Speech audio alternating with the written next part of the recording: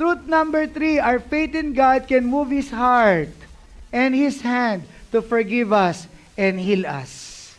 Yung pananampalataya natin sa Diyos, kayang pagalawin ang puso at kamay ng Diyos para patawarin tayo at pagalingin tayo. Guys, sabi dito, nang makita ni Jesus ang kanilang pananampalataya, sinabi niya sa paralitiko, kaibigan, pinatawad na ang mga kasalanan mo. Ano nakita ni Lord? Pananampalataya. Kaya, pinatawad. Hallelujah! Glory to Jesus! Truth number 4, malapit na pong matapos. The Lord knows what is in our hearts. He knows what we are thinking. Alam ng Diyos ang laman ng puso natin, alam ng Diyos kung ano ang iniisip natin. Di ba sinabi? Alam ni Jesus ang iniisip nila. Kaya tinanong niya ang mga ito, bakit kayo nag-iisip ng ganyan? Lucas 5:22. Number 5, truth number 5.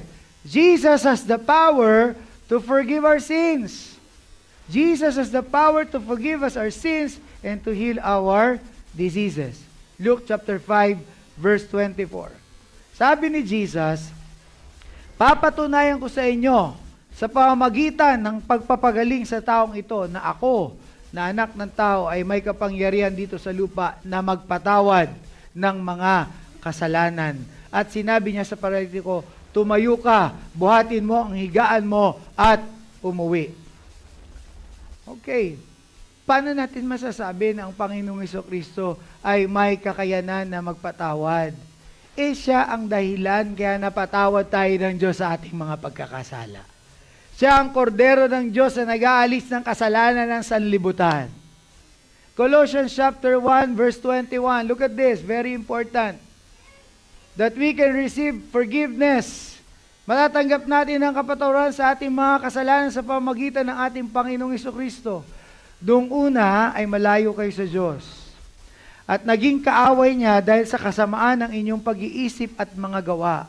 Pero ngayon, ibinalik na niya kayo sa kanyang sarili sa pamamagitan ng kamatayan ng katawang sa pamamagitan ng kamatayan ng katawang tao ni Kristo. Kaya maiharap na kayo sa Kanya sa banal, maiharap na kayo sa Kanya na banal, malinis, at walang kapintasan. Kaya ang anak ng tao, o ang anak ng Diyos ng Jesucristo ay may kapangyarihang magpatawad ng kasalanan dito sa lupa. So, let me just summarize this. 5 elements in receiving forgiveness and healing. Number 1, come to the presence of the Lord. Come to the presence of the Lord. If you need healing, if you need the miracle, come to the presence of the Lord.